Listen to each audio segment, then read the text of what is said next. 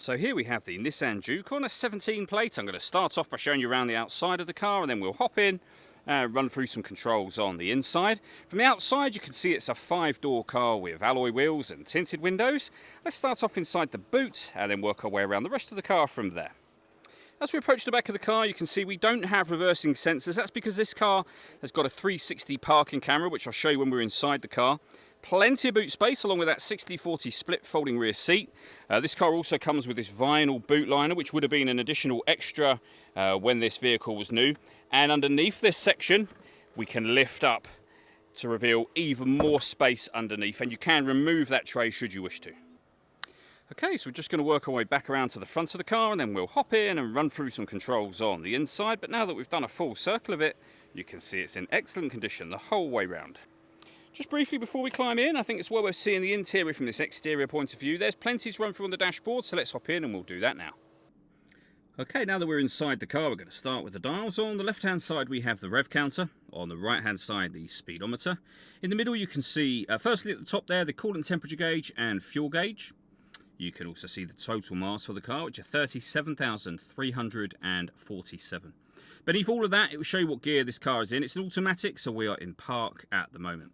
If we back out to the steering wheel, on the left-hand side over here, we have stereo and phone controls. And on the right-hand side, we've got the cruise control and speed limiter for the car.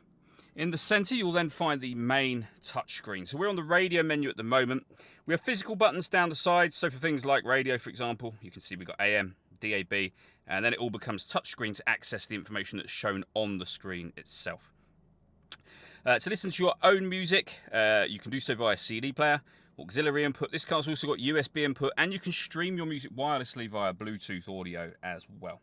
To pair your phone, hit the phone button, then hit connect, and then pair new device from there. This car's also got satellite navigation. Nice colour display, as you can see. It's a really easy system to use, and as I mentioned when we were at the rear of the car, it's got a 360 parking camera too. So a reversing camera and a bird's eye view of exactly where the car is parked right now, and it goes a couple of steps beyond that. So you get a front facing camera and the bird's eye view, or a front facing camera and the front passenger side wheel. So very easy to park with all of those cameras. Below that, we then have the climate control. So you can adjust the temperature, the fan speed up and down from here. You can determine what direction you'd like the air to be distributed in. To turn the air conditioning on and off, it's this button. So it's on at the moment, that's off, back on again, or push this button in to put it into auto. The car will now take control of the fan speed and direction of the air to maintain the temperature you've asked for. Any manual adjustment will take auto off straight away and then allow you to put it back on your own settings. This screen also doubles as the driver mode screen.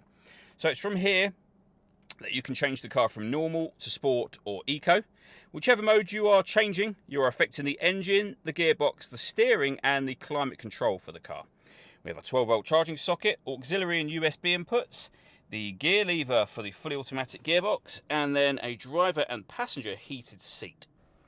All that leaves me to say is thank you for taking the time to watch this video. If you'd like to come and see the car in person and have a test drive, please feel free to give us a call here at Surrey Specialist Cars. We'd love to hear from you soon.